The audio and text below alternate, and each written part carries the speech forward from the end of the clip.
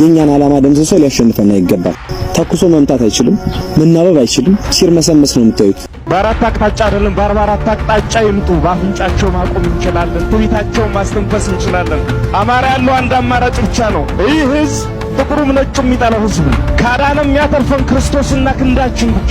ጤና ይስጥልን ተመልካቾቻችን፣ ከአንከር ሚዲያ ዝግጅት ክፍል የአክብሮት ሰላምታችንን እናቀርባለን። በአማራ ክልል የህልውናው ተጋድሎ ተጠናክሮ እየተካሄደ ነው። በተለያዩ ቀጠናዎች የሚደረጉት ውጊያዎች በቀጠለበት በዚህ ሰሞንም የአገዛዙ ሰራዊት አባላት በከፍተኛ ቁጥር እጃቸውን እየሰጡ ይገኛሉ።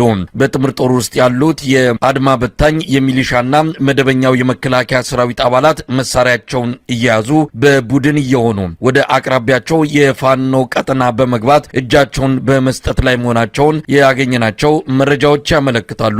በወቅታዊው የአማራ ክልል የህልውና ተጋድሎ ዙሪያ ከዘውትር ተሳታፊያችን የሚቀርቡ መረጃዎችን ቀጥለን እንሰማለን።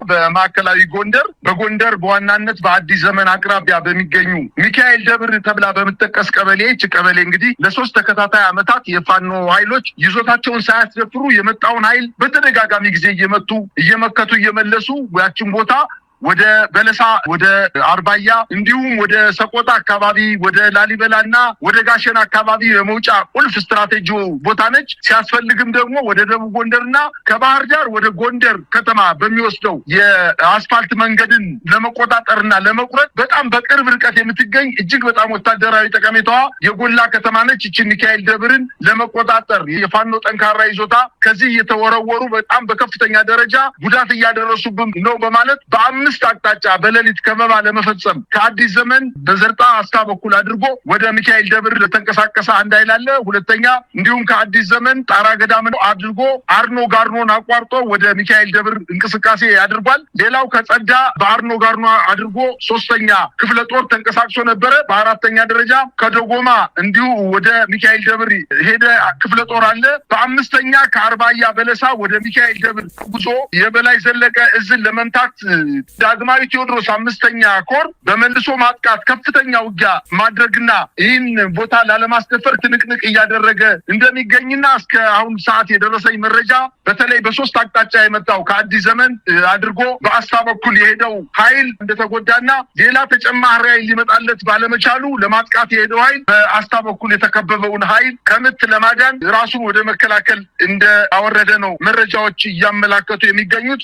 ይህ በእንዲህ እንዳለ እንግዲህ በጎጃም 105ኛ ኮር 55ኛ ክፍለ ጦር በአቸፈር ወንድዬ አውትሌት ተብላ በምትጠቀሰው ከተማ ለመቆጣጠር የወጣው የአገዛዙ ጦር በመልሶ ማጥቃት ጉዳት ደርሶበት ወደ አቸፈር ወንድዬ ከተማ እንደተመለሰ ነው መረጃዎች የሚያመላክቱት። በውጊያ እየተደረገ ባለበት ሰዓት ሌላው ኃይል ተጨማሪ ኃይል ሂዶ የተጨማሪ ውጊያ እንዳያደርግ በባህር ዳር በቅርብ ርቀት የምትገኘው ጭምባ ከተማ ላይ የፋኖ ኃይሎች ጥቃት በመፈጸም ከፍተኛ የሆነ ተጋድሎ ሲያደርጉ መዋላቸውንና እቺንን አውትሌት የምትባለውን ላለማስደፈር ከፍተኛ ተጋድሎ ካደረጉ በኋላ የመጣውን ኃይል መክተው መመለሳቸውን ለማወቅ ተችሏል። ይህ በእንዲህ እንዳለ በሰሜን ወሎ በቆቦ ወረዳ አዲስ ቅኝ በተባለ ቦታ ላይ ከባድ ውጊያ መደረጉና ለማጥቃት የተንቀሳቀሰው ኃይል ተመቶ መሸሹን ለማወቅ ተችሏል። በተለይ ዳውንትንና ፀሐይ መውጫን ለመቆጣጠር እና የምስራቅ አማራን ኮርን ለመምታት ከፍተኛ ጥረት ያደረገው የአገዛዙ ጦር ከደጋው መብረቅ እንዲሁም ከምስራቅ አማራ ኮር 2ና ከዞብል አምባ ክፍለ ጦር የተወጣጡ ኃይሎች ከፍተኛ የሆነ ጉዳት እንዳደረሱበት ለማወቅ ተችሏል። የመንግስት ከፍተኛ ቁጥር ያለው ኃይል ድላንታንና ፀሐይ መውጫን ለመቆጣጠር ከተንታ ተነስቶ በወገል ጤና በኩል አድርጎ እንቅስቃሴ ያደረገ ቢሆንም በተደረገው ውጊያ ወታደራዊ መኮንኖችን ጨምሮ በርካታ የሰራዊቱ አባላት እንደተመቱበት መረጃዎችን ለማግኘት ይችላል።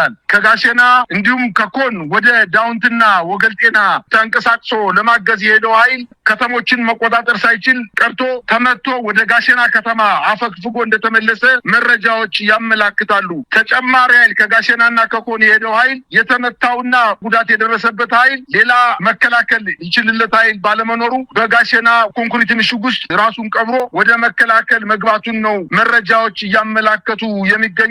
ይህ በእንዲህ እንዳለ በአማራ ክልል በምስራቅ ጎጃም ዞን በሉማሜ ከተማ የክልሉ ርዕሰ መስተዳድር አረጋ ከበደን ጨምሮ የዞንና የወረዳ አመራሮች ህዝባዊ ስብሰባ ለማድረግ 1 ሰዓት ስብሰባው ከተደረገ በኋላ ተከታታይ የሆነ የሞርተር ጥቃት በማድረጋቸው ከሉማሜ ከተማ ስብሰባውን አቋርጠው ወደ ደብረ ማርቆስ መሸሻቸውንና የክልሉና የዞን እንዲሁም የወረዳ ከፍተኛ አመራሮች በስብሰባው ላይ የነበረውን ሂደት አቋርጠው በመከላከያ ታጅበው ወደ ደብረ ማርቆስ ከተማ እንደገቡና በደብረ ማርቆስ ከተማም ህዝባዊ ስብሰባ በማለት የሀገር ሽማግሌዎችን ብቻ ጠርተው ከፍተኛ የሆነ ጭቅጭቅ ተፈጥሮ እናንተ በደብረ ኤልያስ የፈጸማችሁት ወንጀል ሳያንሳችሁ አሁንም በተለያዩ አካባቢዎች ሰራዊቱን አሰማርታችሁ ቄስና መነኩሴ ሸሆችን ሳይቀር ሴቶችን እየደፈራችሁና እየገደላችሁ ጡት እየቆረጣችሁ በማለት ከፍተኛ የሆነ ጭቅጭቅ ተነስቶ ያለ ስምምነት መበተኑንና በተለይ በመከላከያ የጦር አዛዡ ቢያንስ እንኳን ለልማቱ ምስጋና ማቅረብ ሲገባችሁ እንደገና መልሳችሁ ተወቅሱናላችሁ በማለት ጭቅጭቅ ውስጥ ገብተው እንደነበርና የማርቆሱን ስብሰባ ያለ ውጤት እንደተጠናቀቀ ለማወቅ ተችሏል። አንድ ከፍተኛ የብልጽግና ወታደራዊ መኮንን በርካታ ከባድ መሳሪያዎችንና ወታደሮቹን ይዞ መጥፋቱ እየተነገረ ነው። ፋኖን ሳይቀላቀል አይቀርምም እየተባለ ነው። ይህ ከፍተኛ መኮንን በደብረ ማርቆስ አካባቢ ያለውን የአገዛዙን ክፍለ ጦር የሚመራ እንደሆነም ታውቋል። በዚህና በሌሎች ወቅታዊ የአማራ ፋኖ የተጋድሎ እንቅስቃሴዎች ላይ በማተኮር ከዘውትር ተሳታፊያችን ጋር ቆይታ አድርጋለሁ። በጣም ነው ማመሰግን። እንግዲህ ቀደም ሲል የጠቀስኩትን ጨምሮ ሌሎች በርካታ ጉዳዮች እንቅስቃሴዎች ናቸው በአማራ ክልል ከፋኖ አንጻር እየተጠቀሱ የሚገኙት። ውጊያዎች አሁንም እየተካሄዱ ነው። ከምንም በላይ ወታደሮች እየኮበለሉ በከፍተኛ ቁጥር ፋኖን የሚቀላቀሉ መሳሪያቸውን ይዘው የሚጠፉት ቁጥር እየጨመረ መጥቷል። የአብይ አህመድ ወታደራዊ አዛዦች ጉዳዩ ያስጨነቃቸው ይመስላል። በተለይ ከወታደራዊ መኮንኑ መጥፋት ጋር ተያይዞ እነ ጀነራል ብርሃኑ በቀለ አስቸኳይ ስብሰባ መቀመጣቸውም ነው የሚነገረው። እስቲ በአጠቃላይ በአማራ ክልል ስላለው ወቅታዊ ሁኔታ ያለፉትን 2 ቀናት ምን መረጃዎች እንዳሉ ብታካፍለን። አመሰግናለሁ መሳይ።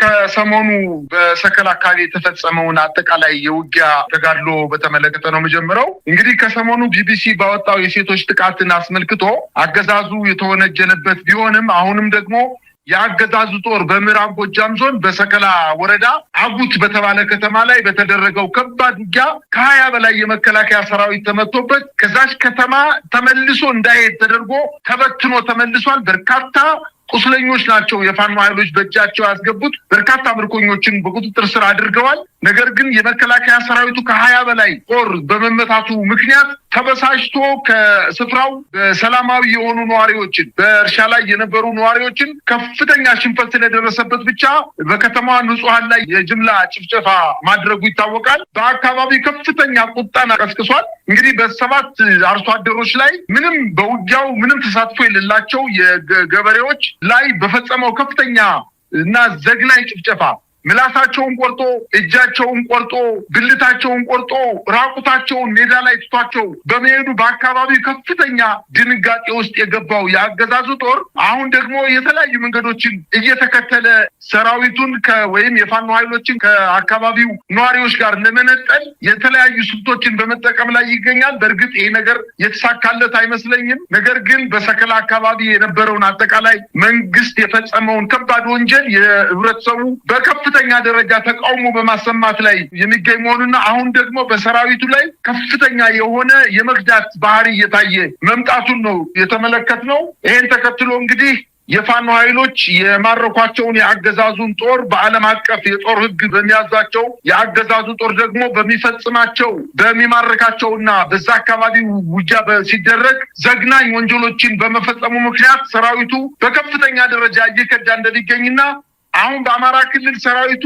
ፈርሷል ማለት በሚያስችል ደረጃ የተወሰኑ ጥቂት ታማኞች ከበባ በመፈጸም ሰራዊቱን ወደ ግዳጅ ቀጠና ሲወስዱ ከበባ ፈጽሞ ነው ወደ እሳት ባህር ውስጥ እየከተታቸው የሚገኙት እንጂ የመዋጋት ሞራል የለውም። ባገኘው አጋጣሚ ሁሉ እየወጣ ከፋኖ ኃይሎች ጋር እየተቀላቀለ እንደሚገኝ ነው መረጃዎች የሚያመላክቱት። ወደ ወታደራዊ ዜናዎች ሲሄድ እንግዲህ አፋባሃ ምዕራብ አማራ ቀጠና እንዳስታወቀው ከቡሬና ከሰከላ የፋኖ ኃይሎች ለማፈን በሌሊት ተጉዞ በከፍተኛ ደረጃ ተመቶ እንደተመለሰና በዚህ አካባቢም ተጨማሪ ውጊያዎች እየተደረጉ እንደሆነ ነው መረጃዎች የሚያመላክቱት።